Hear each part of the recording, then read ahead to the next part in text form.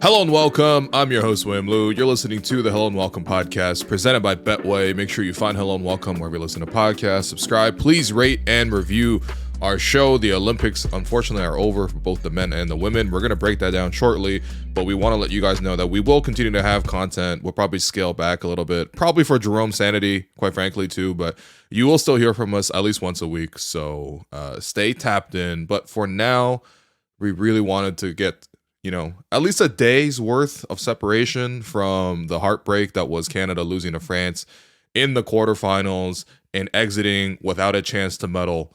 And joining me are, there's just the two people that I want to talk Canada basketball with, more than anyone else. It's Oren Weisfeld, who once again has joined us for like the third episode now. 2 days in a row. Crazy. 2 days in a row. You were there at the live show. That was great. And then Libaan Osman, your name got brought up because you put a good question into the stream yesterday as well. What's going on, guys? What's going on, Off Strip Boys, man? We down bad right now, unfortunately. It's sad. Yeah, we're down bad, but not. Here's a little teaser. Maybe not as bad as everybody's making it out to be. I don't know. Good. Let's disagree. I love disagreements. All right. They're Wow. healthy. All right. Okay, so now, let's get your separate reactions in because they lost yesterday. This is a day after it'll be released on Thursday. For me, I just feel really sad that like I don't get to watch this team anymore. Like I know eventually they'll be back together and maybe in some sort of different iteration, but I was really looking forward to watching at least two more games of them, competing either going into the gold medal match or maybe in the bronze medal match. But I just feel sad because I felt like they had more to give. This is a really good team, and I felt like they just completely got shocked to start the game against France. But I'm not mad. I'm just actually just kind of sad that I don't get to watch them anymore. Libaan, we'll start with you, man. It seems like you got spicier feelings towards what happened yesterday. For me, it's disappointment. I expected this team to at least medal. And I think like people within Canada basketball expected that. I remember chatting with somebody within Canada basketball after the Vegas game, after they lost to the US, and they were confident and they were adamant. They were saying, we could beat this USA team. So to lose in the quarterfinals against France, a team that you 30'd last year, a team that you beat in exhibition play, a team that obviously Rudy Gobert is out and where you held Victor Wembanyama to 7 points. Obviously, there's bigger issues as to why Canada lost than just that. And I'm not reducing it to that, but this is a failure. Like it's straight up just you brought three teams here, and I saw Oren tweet this out, and none of them medaled. And this was the team that was supposed to do something. And now we have to wait 4 years for something else to happen. Right? We have to wait 4 years for that golden moment. And to me, it's just more so disappointment, as in like when you think about just the Canadian media landscape in general, there was not one reporter outside of Lindsey Dunn that was out there watching Canada basketball. And now it just tells us like, hey, should we go out and send somebody there? They just lost again. So I'm just thinking of like, as in the progress for the game going forward, this was kind of a failure, right? Obviously, talent-wise, we have the most talent in the NBA. Like, don't get me wrong, we're talented. We have a lot of players coming up, but this was a failure. They should have medaled in the Olympics. And if people are saying, oh, we should be happy to be here, come on. What are we doing? We shouldn't be happy just to lose to France. It was an embarrassment. That game was bad. It was just hard to watch, honestly.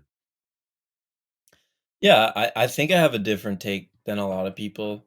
And it probably just comes from expectation. Like, yes, Canada basketball stated that their goal was to win gold the whole time from day one. They chose to do that. They didn't have to. So with that, if you're going to state that, then yeah, you have to take the hit if you don't even medal. It's, people have every right to criticize you and to try to find holes where they lie. But I think the expectation for me, like, I think to expect this team to medal and just to assume this team was going to medal was wrong in the first place. Like, did they have the talent to? Absolutely. Did they also have the potential to not even make it out of the group stage? Absolutely. I thought that was a possibility going in. So I think that's where there's a disconnect here. I think people expected this team to medal, where if you actually look at the history of FIBA competition, This stuff happens all the time. A lower ranked team with fewer NBA players in a one-off game makes it weird and pulls off an upset all the time. Like, to me, this came down to inexperience. And Canada, this was the first Olympics for all these guys. Even, yeah, you can say a lot of these guys were around last year. Sure, how many of these guys have played more than a handful of games at the FIBA level, though? Like, you're playing guys like Rudy Gobert and Evan Fournier and even like Yabusele, who've been in Olympics, who won the silver medal at the last Olympics 3 years ago. So I think it's about the expectations. And the other disconnect is like, okay, we went into the game against France as a favorite, but why did we go into the game as a favorite? Because Canada overperformed at the group stage and France underperformed. But going into the tournament, France was supposed to be one of the best four teams in the tournament. Everyone kind of said that. It was Serbia, it was France, it was Canada, it was the USA. So just because Canada had a better group stage, I just don't think that we can go into the game and say, like, Canada definitely could have win. Of course, it was a disappointing game. They didn't play as good as they could have. Everything kind of went wrong. And we can get into some of the reasons that things went wrong. But I think this stuff happens in FIBA competitions. Of course, it sucks that we waited 24 years and it went down this way, but stuff happens. And you can't just say because we had a lot of talent that we were expected to win the whole thing.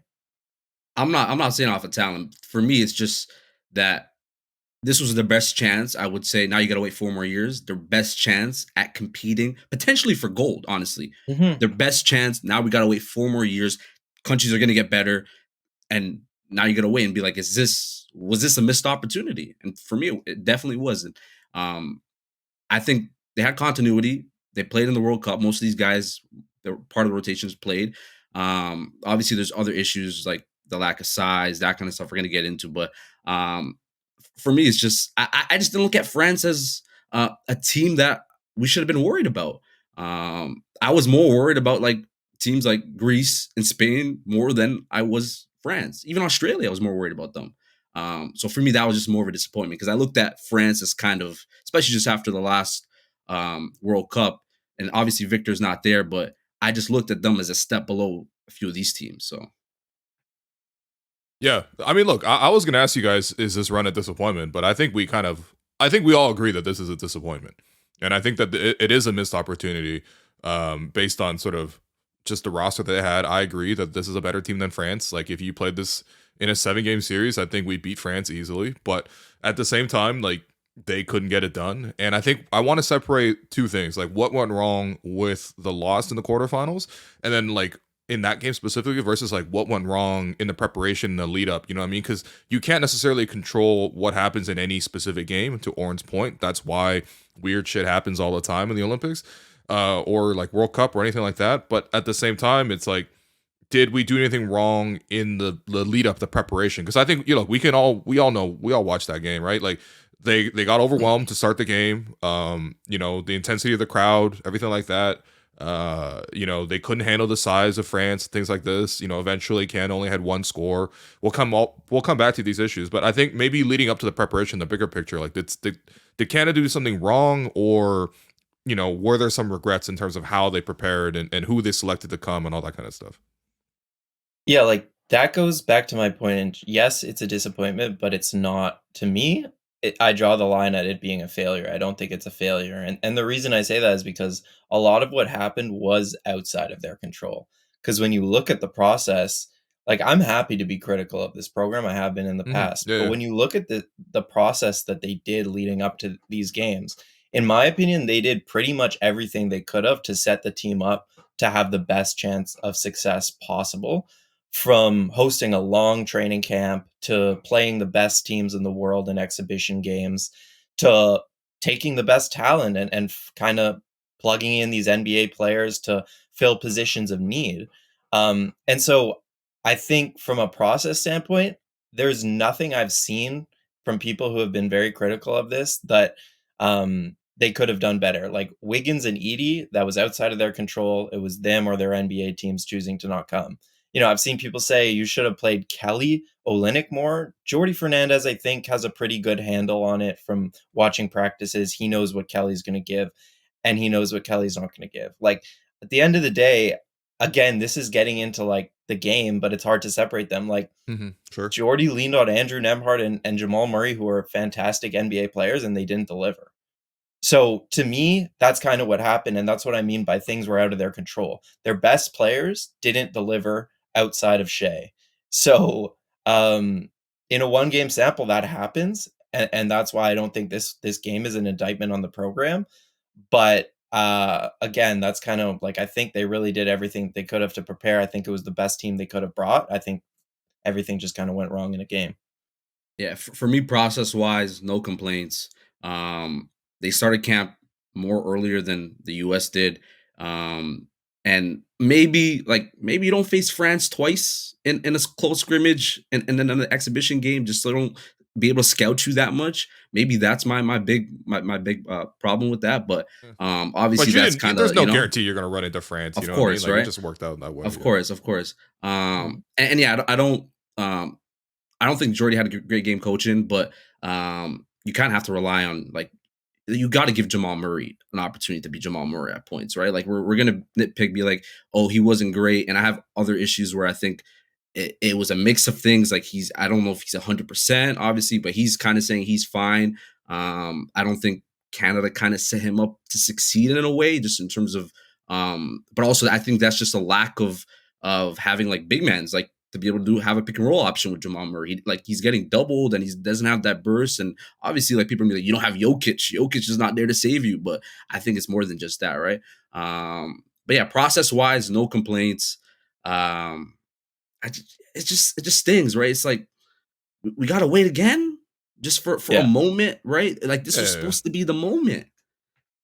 yeah, Well, I mean, that's the frustrating thing about these international tournaments, right? It's like not only got to wait 4 years, but like you lose one game in like, quite frankly, I don't feel like the better team won. Like I might just be like mad salty about this because I'm a Canadian supporter, but like I just don't strongly feel like the better team won. But if I were to offer something, what about okay? So as you guys mentioned, they did have like a basically it's been like 2 month process now, right? Well, like a 6 week process with all the people together and training together and going to different places together. When you see that Jamal Murray's not like Jamal Murray, do you as a coaching staff not make a decision of like, hey, we have to reorient at how we play? Like, because going into training camp, you might say, well, okay, you know what, Shai's going to lead the starting unit. The starting unit is going to be what they are. We're going to take Kelly out of it, but we're going to get better with Lou with the defense. I don't think that was a bad decision at all. But who's going to lead that second unit?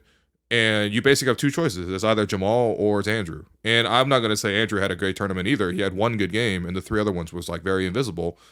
But to me, it felt like, okay, there was always an awkwardness in terms of like everyone just waiting on to see what Jamal's going to do. And quite frankly, you've had 6 weeks of seeing what Jamal's doing behind closed doors or in practices. Like you kind of should know that he's struggling. So that if I were to look back in hindsight, I'd be like, look, if you see that Jamal's not ready, then why are you putting so much on Jamal for the second unit when you have other options at least? yeah. I think that's a really fair one to poke a hole in. When Jamal didn't travel with the team to France and went to Denver and came late and missed a couple scrimmages, they kind of took a half measure by bringing him off the bench. And I agree with you that, in hindsight, it's easier to say this, but maybe they Mm-hmm. should have kind of taken a stricter approach with Jamal and said, listen, you're either in for this 6 week commitment or you're out. Like, you can't have it both ways where you take a personal thing and now you're behind the rest of the group. And now we're going to choose to bring you off the bench. It clearly didn't work out well, right? So yeah, in hindsight, it probably would have been good to either say you're either in or you're out. You're a starter, you're fully with the group, you're up to speed with everyone else, or else you're out and Andrew's going to get more run, Nikhil's going to get more run. These guys are going to feel comfortable. In hindsight, yeah, I actually think that's a completely fair thing to say, but like, let's be honest. If they cut Jamal Murray from the team, there would be way louder backlash than this. So I'm not it's saying really cut him from the hard. team. I just mean like, yo, instead of like you're the sixth man and we're playing you Yeah. 24 minutes against France and we're gonna give you the ball a lot, it's like, you know what, we're actually gonna run it through Andrew and you're gonna spot up. Yeah, yeah, and I would just say And the like, same yo, thing you France said. just benched when like Gobert. Like Gobert's the highest paid player. They're like, yeah, you know what, No, cool. Like, guess what? You're not even gonna play most of the time, and it's gonna be Matthias Lasort. Like, it's true, but I would just quickly say the thing you said. Andrew didn't have a great tournament either. He had one yeah, good game, and that was it. fair. So, to me, like real quick, what you saw in this tournament was the guys who played last year clearly played last year. The guys who came this year for the first time in years clearly hadn't played FIBA in a while. And that to me was like the biggest takeaway. Yeah. For me, it was like you could see just in that exhibition game against the US, like he looked uncomfortable, a step slow, and sort of just getting into his actions or whatever it was. Hesitation. I felt like there was a lot of hesitation in France where I'm like, brother, you're Jamal Yo, Murray. he had a You wide just open shoot. three. Yeah. And he drove it and kicked it to Shai in the corner. And I was like, dog, Shai's scoring every time. Like, you got to give me 1 or 2 buckets here. Yeah, I was like, brother, I watched you in the NBA Finals. I watched you cook the Lakers for years. I watched you win an NBA championship. This is not you. I watched you. Come on, like, so for me, it was just like he's not the same. And I do think obviously that break where he wasn't with them when they traveled to France initially. I don't know how much that had an impact. And yeah, I also just feel like I wonder if there was like a lot of role definition on this team, really, and because you obviously resort to a lot of ISO basketball. Obviously, Shai's the head of the snake, and don't get me wrong, I can live with Shai taking every single shot, and like I could care less. But when it comes to other guys, kind of just like trying to figure out their own shot, that kind of stuff, I'm like, what are we doing here at times, right? And I do think obviously Jordi has a prior relationship with Jamal, and I think he himself, he knows what Jamal's capable of, and he knows like I can't go away from this guy. I've seen him at his peak. I know what this guy can do. So it's like it's tough because you have a prior relationship with that guy, and you don't want to ruin that. And I don't know if that had anything to do with it, where it's like you want to go to the guy, you want him to trust you want him to be like, hey, come off the bench. I'm still gonna treat you as a one of the top options on this team. So I don't know how much that had a factor to it, but yeah, I just wonder if at the end of that game there, if Jordi should have went away from Jamal, but yeah. Yeah, I mean, it's a good point. Not all on Jamal though. That's the thing. It's like Of they didn't course have not. 5 guys performing yesterday, man. Oh, Like, of course not. But that's the thing too. Is whatever. like I hate. It's a big question For though, years. For years, we've been begging Jamal Murray come out. I just hate how like I agree. Be critical. Say you're disappointed in the way he played, but let's not be like, yo, I don't want to see this guy play for the national team again. That's just so disrespectful because for years we've been asking for Jamal Murray, top talent, to come and show out, and he did. Obviously, you could just tell he's not 100%. But we shouldn't be shaming these guys for coming out and being like, we don't want you part of the national team ever again. That to me is just a line that's I've seen a lot of people take, and I don't like it. For sure. And I also think that's a really good point. It's kind of fascinating with Jamal because I don't even think it's a prior relationship thing, because if it was that, Jordi probably wouldn't have brought him off the bench if he was afraid of that. I think Jamal's whole thing, if you look back at like his story, which you guys know, is like he's this like clutch performer. He's this guy who digs deep, doesn't matter how tired he is, doesn't matter how injured he is. He has a history of just like pulling a rabbit out of a hat. So I think those guys know him well. Jordi, Rowan, everyone knows him well. And they kind of just said, okay, we got to keep giving him a chance because we've seen it time and time again. Jamal can pull a rabbit out of a hat, and it didn't happen. But that's really, again, what I'm saying. Like, I can't really fault them for that because I've seen it too. And I thought Jamal was going to break out at some point in this tournament. It just never happened.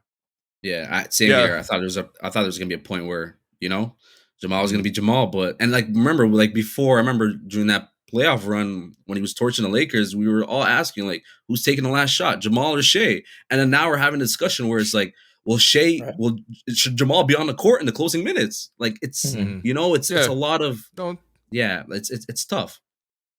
No, that's fair. That's fair. I mean, I think to your point, Libaan, like I have seen like I guess I've been a little bit surprised by how angry people are. Like people seem really, really upset. And it's I think basketball. Like Jamal seems to be like wearing the brunt of this, and like whatever. You see those stupid little Jamal Murray memes, which do get a crack out of me. I'm not gonna lie to you, man. You got to sue that man, whoever it is, who's been impersonating him. Oh my god, that guy. Yeah, that guy's terrible, man. Yeah. But like I think, look, you have to accept that this is his summer, and I think if you were looking at Jamal purely from like what's gonna be best for Jamal Murray, I would skip the Olympics. I would rest up and heal because I'm clearly not 100%. I'm not healthy. I would focus on getting my contract done, right, with Denver, and instead, and third, I would prioritize the national team because, like, again, if you were just solely focused on Jamal Murray, But I think what Jamal has shown here is that like he actually put the national team above those two other significant priorities of like taking care of his own health and also getting a contract down with Denver. Like this is not going to help these contract negotiations with Denver after seeing what he just did, right? So on that front, like you have to be grateful. Like that's the thing with the national team. Like everyone's just chipping in and giving you what you got. Unfortunately, Jamal just didn't have Jamal for this specific time. That being said, though, like if it's not going to be Jamal, like who's going to be the second option? Behind, because like whatever, we could look far ahead. The next World Cup is 2027.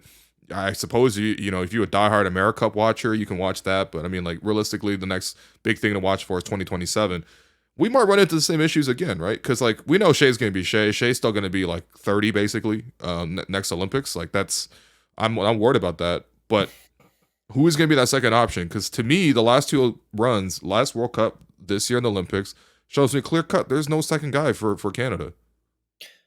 Yeah, like if we're saying on this competition, this goes back to my point why this wasn't some like wild travesty. How many are we sure that the guys on our team are significantly better FIBA players than Evan Fournier and Yabusele? Are we sure Yes. about that? Bro, Yes. what do you mean? Okay, Yes. hold on. Don't do that. Bro. We've Don't do seen that. we've Very seen France's disrespectful. other games, man. They are Fournier not wouldn't it. start. Fournier wouldn't start He's- this team. Let's be Can't wait to respectful hate now. watch this game. I agree can't wait with to you, see but them I'm lose just against saying, Germany like, again, man. I'm just saying, like, the history of success is like 6 wins in the grand scheme of things over Yeah. the last 2 years. It's not like these guys have these huge track record of being great FIBA players outside of Shai, and that was the problem in this tournament. Not enough guys stepped up and helped out, and that's why I'm just saying, like, I know people are gonna look at these names and make jokes and say, "What are these European pros doing, like stunting on us?" But these European pros are this thin of a margin away from being NBA on the bubble of an NBA roster. That's how good the leagues are. And these guys play FIBA all year round. And so I think Mhm. that's what it is. I just don't think we have enough guys who are comfortable playing this game and really good playing this game. And they're really good players and they can have one third Dylan Brooks can go for 39 points. And yeah, he had a bad game compared to his standards, but there's a lot of good players in the world. And Canada doesn't have a lot of experience compared to a lot of these guys. So even if they have more talent, they lack experience. So I just think the margins are not nearly as wide as a lot of people think in terms of our FIBA talent after Shai compared to these other countries. Yeah, I was gonna say I felt like I kind of wanted to see more. I feel like we kind of went away from RJ Barrett a bit in this last game, which kind of made me wonder. Yeah, he didn't really have the ball at all in the first half. But I think for RJ, like, look, RJ was the closest thing to a second option behind Shai, right? But I think one thing with RJ holding him back to him being that like full time is just like, does he have the ability to create that for himself? And I know that like ideally you're not playing iso ball, but like shit, sometimes you come out, you get down 19-5, you got punched in the face, the whole crowd is going nuts. Like I can only imagine like how much noise is in that arena with that kind of support. And all of a sudden you start panicking. That's where the leadership comes in, right? Who's going to get you a bucket here or there? That's what Shai started doing as the game went on. Probably not the first quarter, but second, third, fourth, he was doing it, right? But like, can RJ create his own shot enough where he can be that second guy to help you? Because we know he can finish. There's no doubt he can finish. He knocked down huge fourth quarter threes in both the last 2 games too. But like, I don't know. Like, was he that guy? Like, was it just he didn't get the ball enough, or do you think there's also a limitation there with RJ? I think it's a little bit of both. But I just don't get. I don't think you need like a number 2 that can, if Shai's not going, you pass to him and he's going to create his own shot. I don't think you really need that. You watched him win bronze at the World Cup last year. You didn't really have that, right? Maybe Dylan Brooks at times. You could say, yeah, you could say Dylan Brooks at times, but like you don't need that all the time. Where for me, I prefer you have one top guy at the front. He leads the pack, and then everyone just plays their role. Where RJ's cutting, but for me, it's like that to me is not the biggest issue. To me, it's just a big man issue. That to me is like they need to solve that. They need to figure out a plan with that. And but also I think the pipeline of talent coming up in terms of guards that where you can have a second creator, or you can have like Shaedon Sharpe, Benedict Mathurin. I think would have been a dog in this tournament. Like those guys are potentially guys that can fill that slot. Yeah, I don't think you need like a number 2 option either, but Jordi kind of touched on this in one of his quotes after the game. Like I think when you talk about the weaknesses of this team, other than the big man, is that they never figured out the right combos. And I was kinda on it in terms of, like, not believing in the starting unit the whole time because they were asking a lot from guys like Lou Dort and Dylan Brooks, and down the stretch of the game, you saw that they couldn't give you enough shot creation. So the other option was starting Jamal Murray or Andrew Nemhard, but those 3-guard lineup, 2-guard lineups, those also never really took. So Jordy just kept looking for like these answers of like, how do I get enough like ball handlers and creators on the floor while still having like this really good defensive team? And I just don't think he ever found it. Um, that's to me like the biggest thing that happened in the tournament was like there just wasn't enough balance between defense and scoring. And you can say that the starting group was the same starting group or that finished the World Cup games. I would say the World Cup was like a significantly weaker competition when you go back and you look at it, right? Like the teams that are in the semifinal of the Olympics are better than the 4 teams. Trust me. Like Serbia was missing Micic and all these guys. Like the US, like Jokic as well, of course.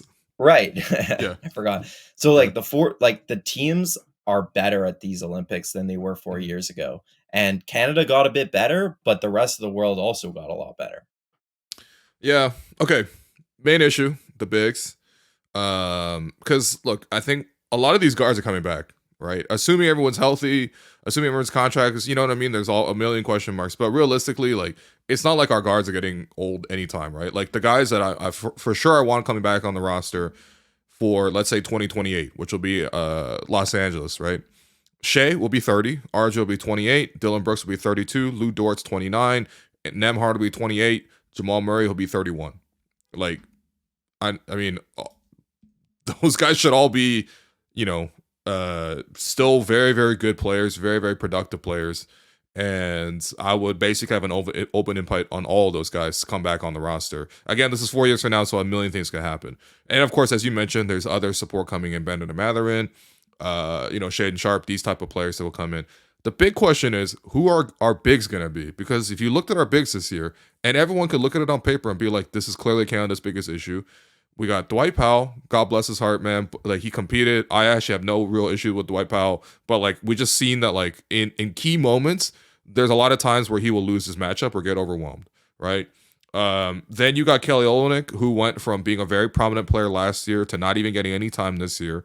I'm curious what you guys think about that as well.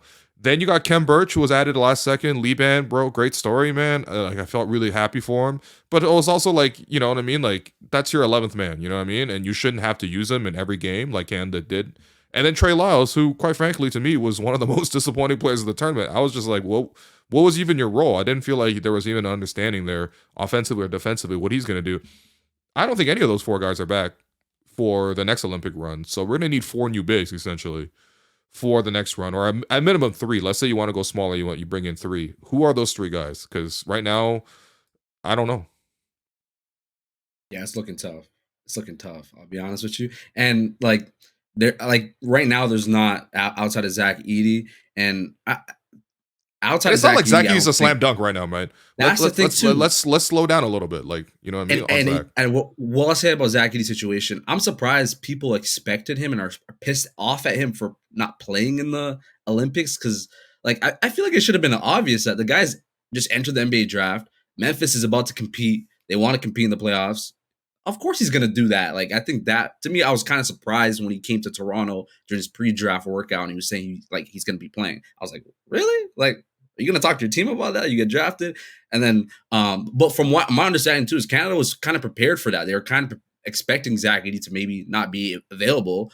Okay. But for me, just looking at the big man options, like there's not a clear-cut guy that's currently heading to the NBA. That's a big man that coming out of college right now that I'm like 100%. There's guys that are on the fringes that were in the league. There's a guy named Charles Bediako, paint defender, was great in Alabama.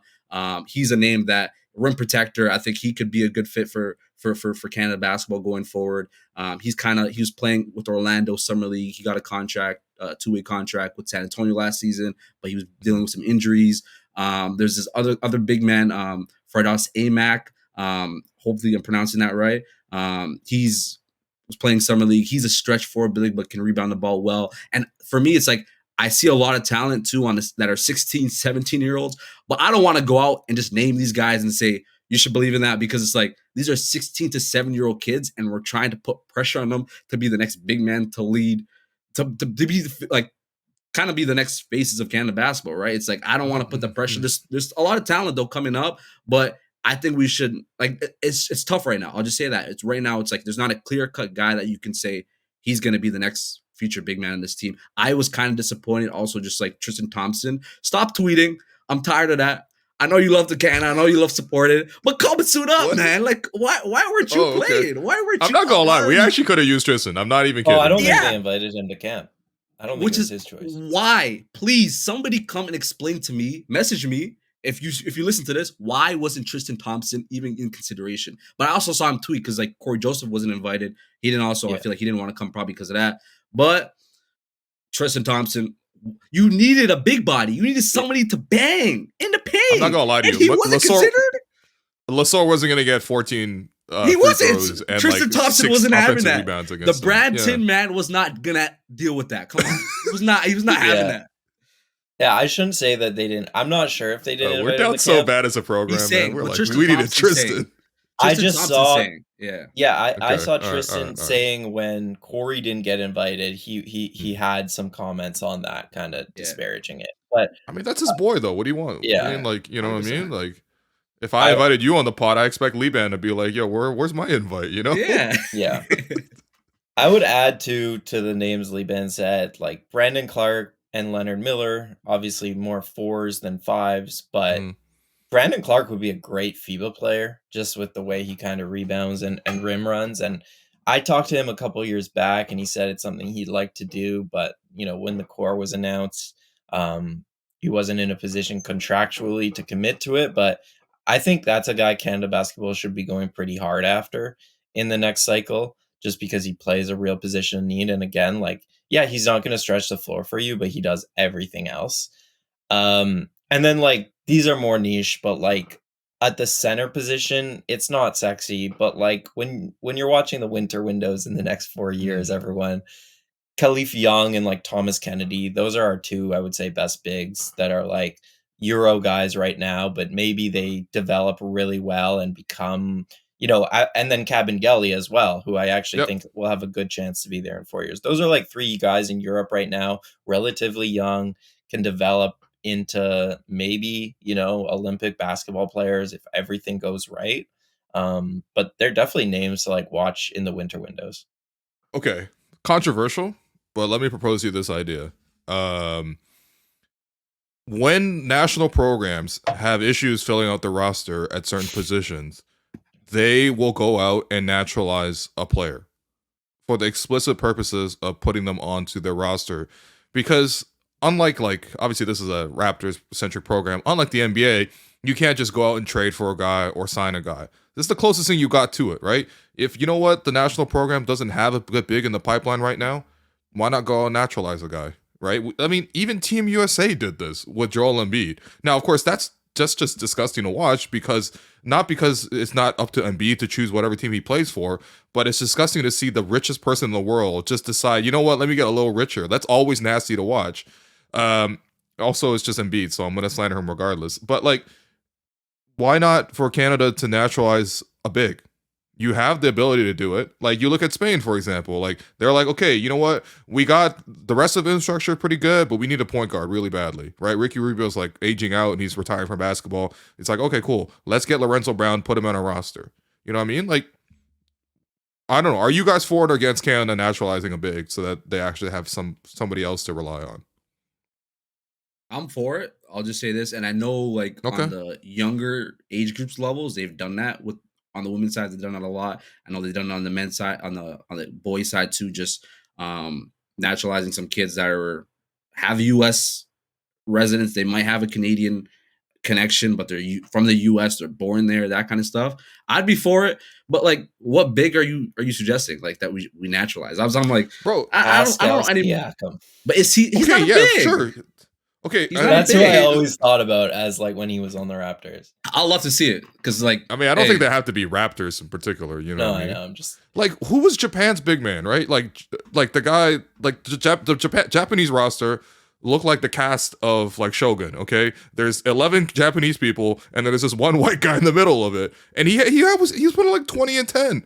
Like Josh Hawkinson, I think his name is. He was actually yeah, doing a really good job. You know what I mean? Like, there's. I'm dude. just saying, like. We it doesn't have to be like a superstar. I'm not saying we go out and win the Embiid sweepstakes, but like I'm sure there's other options out there, man. Like, Like this team would be better if Jakob Poeltl was on it, sure, but there I you go. think I'm against it unless there's like a really strong connection to Canada. They live in Canada, something like that. I'm against it because like it's just fewer opportunities for Canadians. Like let's win the Okay. right way. Like, Okay, let's nah, win the win the right morality. way, Let's man. go, baby. What do you I don't mean like win the winning right the way? right Did you way. just see the drone Hey, scandal, man? We're not trying to win the right way. We're just trying to right? win, We baby. got to be shameless. Come on, I'm supporting it.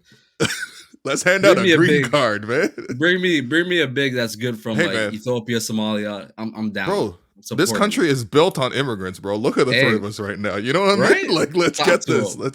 Let's Hell yeah. get this done. No, for sure. Like if they have a Canadian connection, yeah, but like just going out and getting someone because we lost to France in this game who's like not Canadian at all, Yeah. it just wouldn't mean as much if you like beat them the next year, And I'll say this, Yeah. just like It's like cheating. in terms of big man It's not issues, cheating, bro. Come It's on. not cheating, but Bro, it's how many programs are bro? Even Slovenia is like, yo, let's just get like, who's the they had the other white guy that they took on yeah. their team. It's not Yeah, cheating, but it is not Mike Toby. it's not the beautiful game.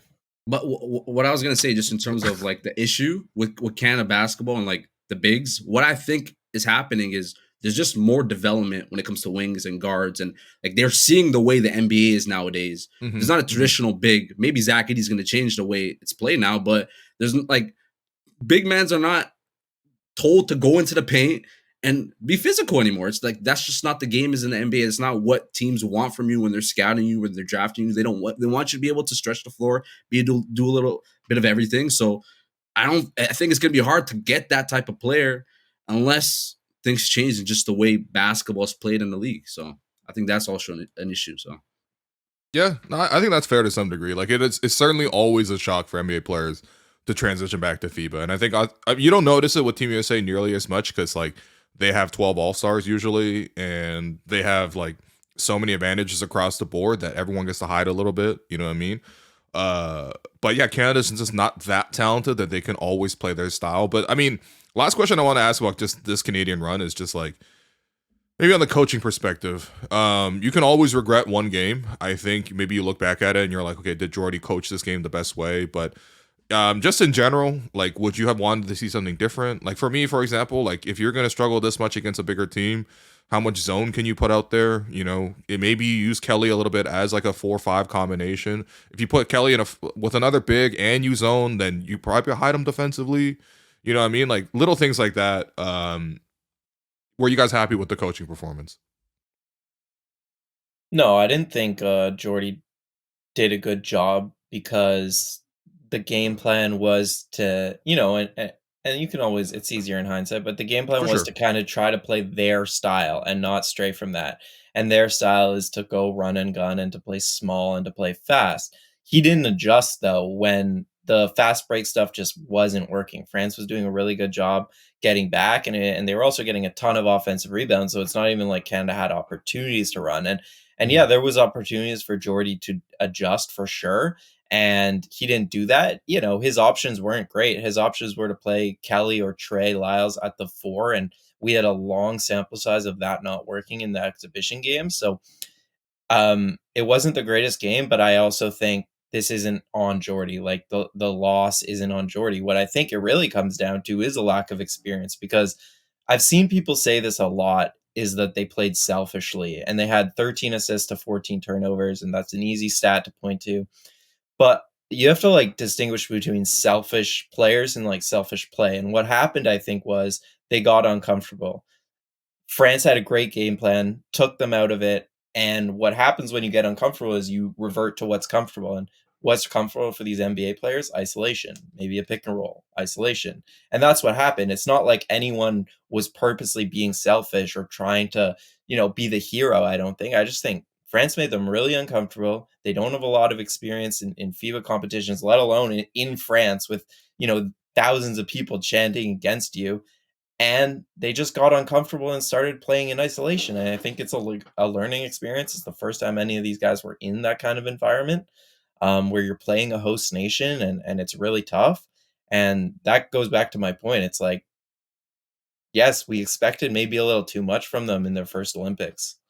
Yeah, I was gonna just say on top of just like playing the way that they did, like you were saying, they're kind of stuck in the switching everything, small ball type of thing. Like at times I'm like, you don't have to like. My biggest pet peeve is like when you don't have to switch and you still switch. There's so many times where I'm watching a Yabusele who's like 270 pounds going up against RJ in the paint, and then you have a 3 guard lineup where I'm like, they're also getting switched. Jamal Murray is getting switched onto who's the other guy's name, Lasor. Like I'm like 260 pounds. There's no chance they're gonna be able to guard that, you know. So for me, it's like a lot of the switching didn't really make sense, at least against France, and you should have adjusted probably earlier. And just being proactive in that sense. And I thought, like, for me, my game, I might be biased just in terms of the story I wrote, but I thought Kem Birch was great, and I thought they should have gone to him more maybe later in the fourth quarter, but just because his rim protection was much better than I thought Dwight Powell. And to me, just it comes down to I think role definition. Like I can't tell you what Andrew Nembhard's role was on this team. Like I just don't know what it was. And I thought he should have been featured a lot more. Obviously, he still struggled, but like, did he take a shot in the last game? No. And that just says it all. To me, it's just it's a mix of things, right? So role definition, and yeah, they could have adjusted though. I thought they could have adjusted.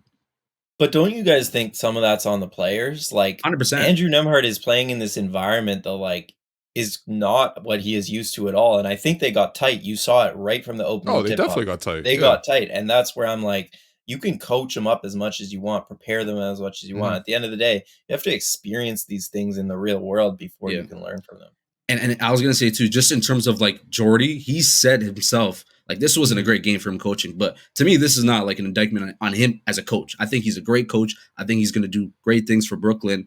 But for me personally, it's like what was I gonna say? Just in terms of just adjusting, he could have done that a bit earlier. And like in terms of just Nembhard's role, it's like not being like it's just confusing. It's like, why can't we figure out what he can do offensively?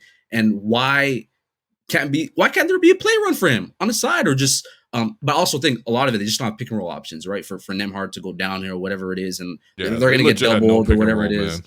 So yeah, it's a lot of just trying to figure that out. But but also like what you said too, they took in their first 7 shots 6 threes. Like that's not Jordy's fault. These guys were just jacking up shots. They were, let's be real, they look scared. They look scared. They look scared. That's exactly what happened. The France environment wasn't great. Yeah. But you shouldn't be taking 6 of your 7 threes. Where I don't think this team, like on paper, like I don't think they're knockdown shooters like that. Even though some of them shoot great percentages, I wasn't like this team is going to shoot lights out and that's why they're going to win. Yeah, but I mean, I think for me, like, so Canada played really uniquely because I've been watching like a ton of FIBA ball, right? Like Canada plays really differently from most other countries. Maybe the closest is USA.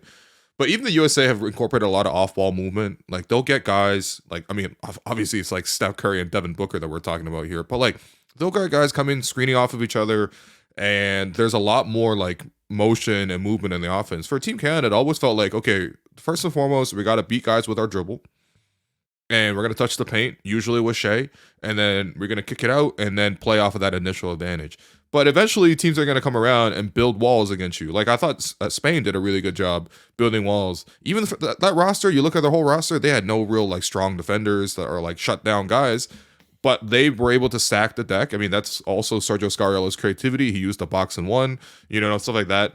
And then France, they actually have not only just, the creativity, but they're putting Nick Batum on the ball. And then they got Wemby back there as well. So it's like, you know what? They had the tactics to really shut you down off the dribble. And that's where, for me, it's like, how many guys from Team Canada are effective without the ball in their hands, right? Especially offensively. That means, can you come off a screen and catch and shoot, right?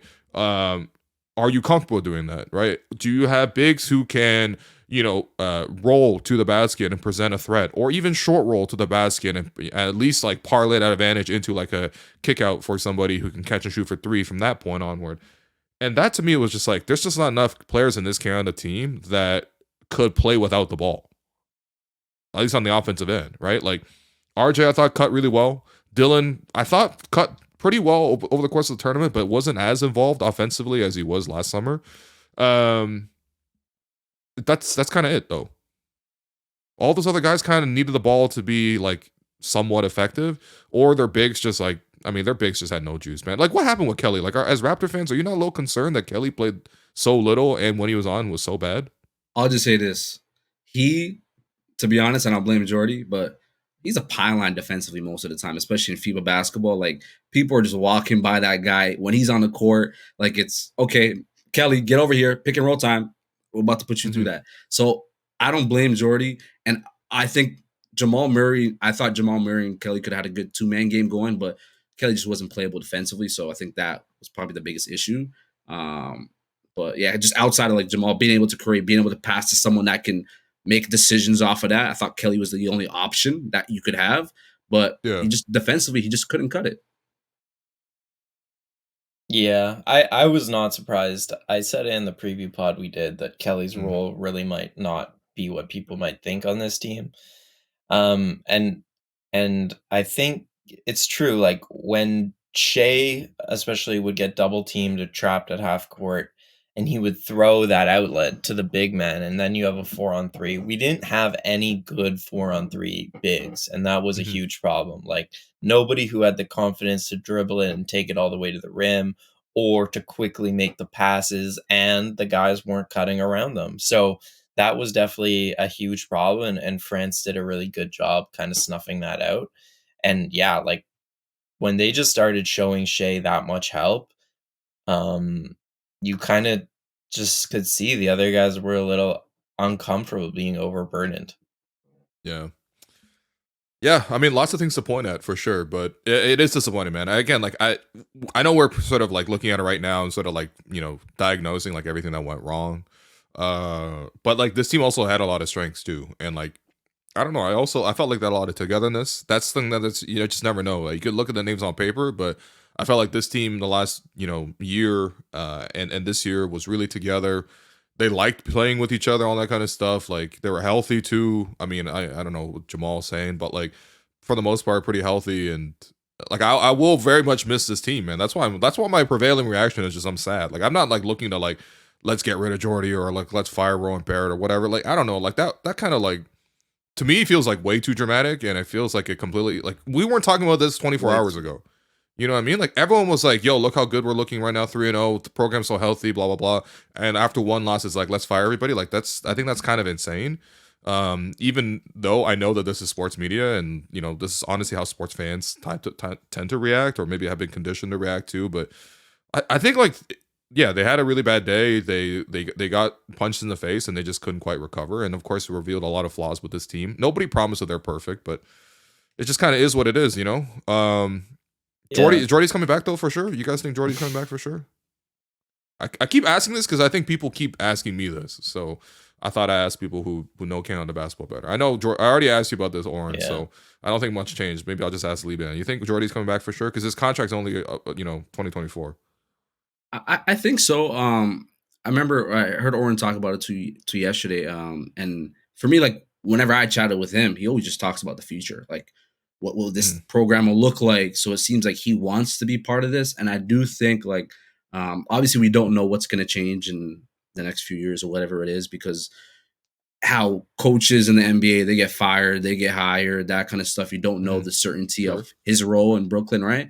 But from talking with him, if he's in Brooklyn, Sean Marks, general manager, he played with New Zealand in the Olympics, and he knows what that experience is like.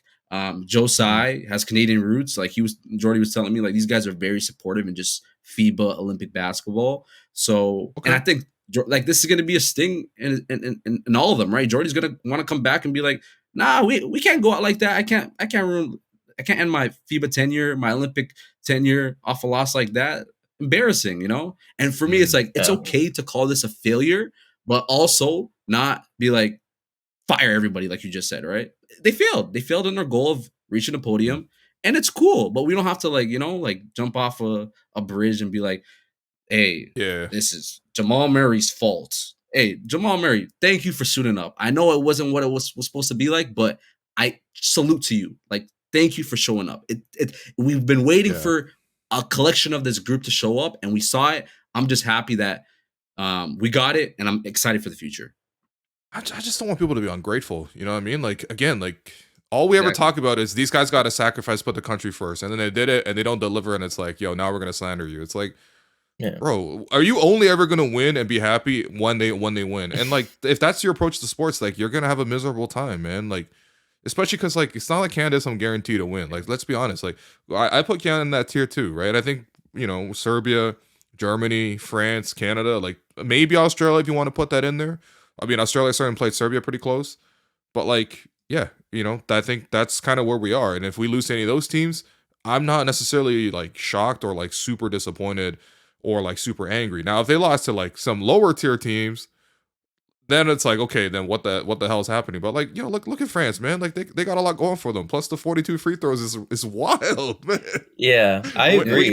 I'm happy we talked for 50 minutes without actually talking about the fact that they got 42 free throws, but No, whatever. but it is a factor. Like, I agree. If they lost to a worse team, or for example, if they didn't play hard or something, it wasn't Yeah. something that was easy Sure. to root for. Sure, but like these guys were, after a slow start, these guys were jumping on the floor. They were doing everything in their Bro, power. Lou Dort's diving on the floor like volleyball, like digging out a pass, and they saved the Exactly. ball. That was crazy play, man. Yeah, but they were cold. Yeah. They were cold from three, and they just had a bad game, and they were playing in this again. We cannot overestimate. Like, the Yeah. refs were a huge factor. So was the fans. That's a huge factor. And my Mhm. problem is, like you said, you guys are saying, when people say like, don't play for the national team again, like, what I've seen is that the loudest reactions, the loudest critics have been people who pay attention to this team once every 3 or 4 years. And the reason they're the biggest critics is because they don't understand just how tough this competition is. They don't know the history of FIBA basketball and how upsets like this happen all the time. And it bothers me when I see that. And it's like, where's your support? Like, you can't just come when they lose, but the other 4 years you're not around. And look at like these basketball nations that are successful. Like, they have a culture around it. And that culture includes traveling parties, guys who go to other countries across the world and actually physically cheer on the team, whereas Canada has 4 people in the stadium compared to 20,000 Frenchmen. And it's Bro, like, we don't I'm even not have saying, watch parties, man. Yeah. That's exactly. it. And Like, I'm not saying it's Hey. on like the fans to like help them win a game or anything, but seriously, if you're going to be critical, like, support the team. Don't just be critical. And that's a huge thing. Like, we are a relatively new basketball country, and these teams like France, like Serbia, like, they're not. And that stuff really matters in these do or die games, I think. And I was gonna say this too, just like it's good to have expectations because we're watching the Raptors. There's no expectations. They're trash. We know they're gonna be trash. We're not even worried about what's gonna happen there. But Canada basketball, we're up here. Yeah. You're hosting a live party. We're watching it. We're excited. Like, there's expectations. I just hope all this funding, all this kind of stuff, it's gonna maintain. It's gonna keep. Just because they lost in the quarterfinals to France, I hope nothing really changes. I'm concerned that it might, but I'm just hoping all this, I hope it doesn't. all like the support continues, and we're just not being like, okay, we're out of here. Like, there's so much stuff happening with Canada basketball. Windows coming up. There's so much talent, college basketball that you can watch, that you can root for, that you can watch and progress. There's so much stuff that's happening that I just hope we don't tune out and be like, okay, see you guys 4 years after this, right? And that's my worry. But yeah, that's my hope. Because if here's the thing: if you tap out, I feel like sponsors and all that kind of like backing taps out too. Yep. And I know it's not like up to the individual consumer to worry about sort of what these big corporations decide, but like hockey and baseball in this country, they will get funding and sponsorship every single day, no matter what, by default, and they will have 1 million reporters on the ground. You need to win in basketball in this country for it to be supported at the same level or even at an adequate level. It's same thing with soccer as well. And that's why you feel for these situations, like, they're so much more tenuous.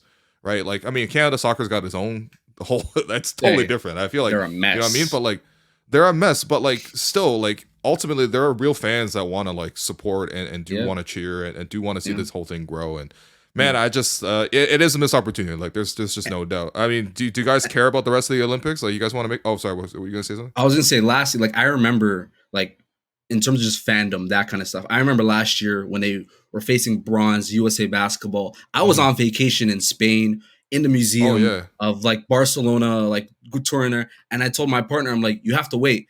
Like I'm not leaving. I'm not touring this museum until the end of the game, and then went to overtime. I'm like, but like, see that excitement, that you gotta wait a little longer. I gotta wait long, but that was like you're not going to Los Ramblas tonight. Hey, I wasn't. You were Charles Barkley in '92. No Los Ramblas tonight, baby. No paella. That was one of the coolest moments I've ever experienced, and I'm like, I'm gonna remember that. Canada winning bronze, where I was, and I think a lot of us are probably gonna remember where you were, right? So obviously we didn't get to that point, we didn't get to see it, but hopefully we do. That's so, but yeah, that's kind of just like I just remember that, and I'm like, I'm trying to feel that again, right? Oh, exactly. Yeah, I think even though they lost, they made a ton of forward progress in the last couple of years, and I think like I would like to think that it doesn't just depend on the result of this Olympic competition when it comes to sponsorship and support. I think like their board of governors is just in a completely different place than it's ever been, where there's just a lot more money around the organization than there's ever been. And so I think this is pretty sustainable, even though they lost. But yeah, there was a huge missed opportunity for sure. If they had medaled, there would have been way more money and way more stuff going into it. So it sucks. Yeah, the rest of the Olympics. So it's gonna be France, Germany. I mean, like, listen, man. Maybe I counted France out one time, but they're not getting past Germany. I'm sorry, man. Like, I guess Serbia, USA is interesting too, but these two teams have actually played each other both in group play. USA washed Serbia to begin their tournament, and then France got just completely shelled by Germany. You know, like it was a history class in the last matchup too. So. What do you guys say, man? I'm very anti-France right now. I'm not even going to Montreal no more, man. Not just kidding. I love Montreal. Yeah. What do you guys think of the last two matchups here?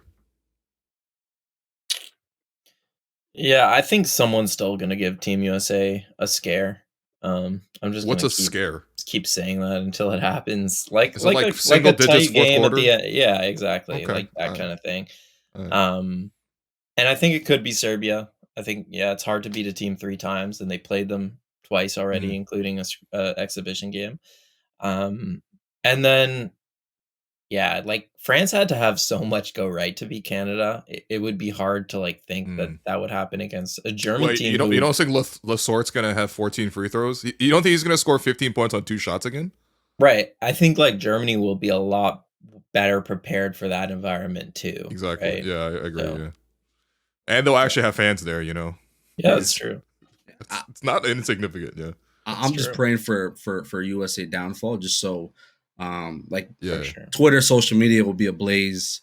I think Germany has the best chance, obviously, to kind of upset that. Yeah. But yeah, just so we can also kind of forget about what happened, here. So. That would be great for Canada basketball's agenda. If USA is out, we're like laughing. We're laughing. Oh man! Or people get even more upset because they're like, "Yo, the gold is right there." But and that just goes to show people will get upset no matter about anything. Yep. Yeah. No, that's fair. Well, you know what's actually upsetting is I think probably 10 minutes into this episode, I saw Libaan take a swig of Mountain Dew. Now you know it. Come on. Now, what was upsetting to me? What was upsetting to me was the color of the Mountain Dew, because I swear I've not seen Mountain Dew that wasn't like, that weird I would say like that nuclear waste shade of green that it typically is. So Libaan, I know you're actually like very familiar not just with Mountain Dew but like all the flavors. So this is your chance to get a sponsorship right now, man. Hey, Mountain Dew, I am your biggest supporter. You see Voltage? Voltage? You see that sign? One of a kind. I can be your ambassador.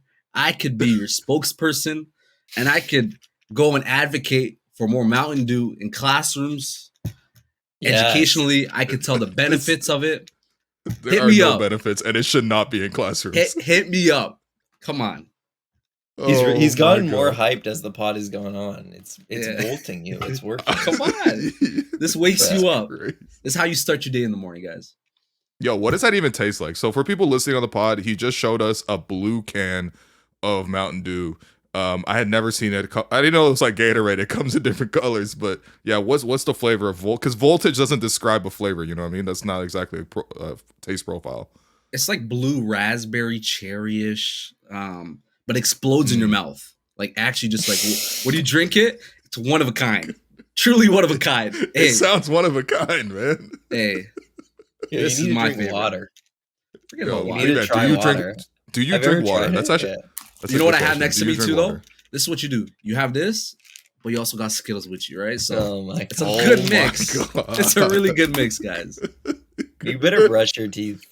Bro, if you Like, drop a Skittle, twice if a you drop a day, Skittle in the every Mountain Dew, day. does it do that like whole like classroom Should like we try it science right now? class? Should we Yeah, try for right sure. now? Does it bubble up like I know, I'm actually like scared if I Matthias do that. Lassord? That's what I'm saying. It's gonna scared. be like when you drop the vinegar and baking soda situation. I'm gonna do it after the podcast, just in case. Okay, you know what? We'll have to stay tuned for that. Let Yeah. us know, yeah. Well, you know, I look, anytime anything Canada basketball happens, I know you guys will be on hand to cover it. And yeah, that's why I wanted to sort of go do this debrief with you guys. Appreciate you guys. You know, I guess like it's the personal sacrifices you put into this that's really inspiring, man. Like both of you guys were like, "Yo, we're going to Vegas, man," just to watch this one game, which wasn't even that seriously played, unfortunately. But like, you know what I mean? Like you guys have actually put the amount of time and effort to sort of cover this team and try to tell the stories. And I mean, there'll be lots more stories to tell. But salute you guys, man. You know, got to recognize what you guys do. So, yeah. All right. I'm excited. Thanks guess for I wrapped having up. us, man. He has a book Yeah. coming out, guys. Don't forget that. You I have a do, name if- for this book? It's called The Golden Generation. And yeah, Oh, if really? people, yeah. And if people want to know Okay. more about, you know, why maybe Canada didn't medal or how we've gotten as far as we have, and, you know, a lot of behind the scenes stories, a lot of behind the scenes stuff in the last 24 years between the last time Canada got to the Olympics and now, that's what the book's about. So follow me, it'll come out next year. And shout out to Wes. Hell yeah. Shout out to Wes, but I need a hat, Wes. It's pretty ridiculous. You know what? I'm honestly, I guarantee he got a hat for you. The funniest thing is, me and Libaan are wearing the same hat. It just Different illustrates designs. how. No, that's just different head shapes, man. There's no way. Oh, your It's head the is same massive. hat. God damn. God Yeah, damn. I was thought like, my head oh was yeah, big. it's like cream and like little green. It's a little bit like my jersey, and I put it on. I'm like, God damn it, man. No hats for me, at least in public. But appreciate everyone for listening to Hello and Welcome podcast. It sucks that we can't watch this run go any further, but you know, we'll get more chances to try to appreciate them. But unfortunately, they couldn't get it done this time. So everyone, go follow Oren Weisfeld. What's your handle? Where do you want to be followed? Do you want to be followed? Like, is that weird for you? On Twitter? No, it's good because that's where I'll be posting all the book updates. So that's the Okay. place. Twitter. Got you. And then Libaan Star? Libaan Star 1? Instagram, Twitter, are there Facebook. other Libans at the Star? Like, what's going on, man? No, LinkedIn. I'll be honest. I created that before I even started working at the Toronto Star. So OnlyFans. people ask me all the time. Ooh. Yeah. So it's just, I don't know. Oh. I just always thought I was a star, you know, and I thought I was on Okay. which is weird. Wow. Which is weird. But I was a kid at the time, right? So, but Okay. yeah, everywhere. LinkedIn, Instagram, you know where to find me. Libaan Star 1. Yo, that's Star hard two. as hell, man. Top Alright, two. for real. Hey. Well, I appreciate everyone. Okay, continue to listen to Hello and Welcome. As we mentioned, like, yeah, we'll scale down because, like, you know, there's just less basketball going on, but we'll still try to get you at least once a week. And yeah, in the meantime, you've been listening to the Hello and Welcome podcast presented by Betway and Team Canada. Sorry to see you go.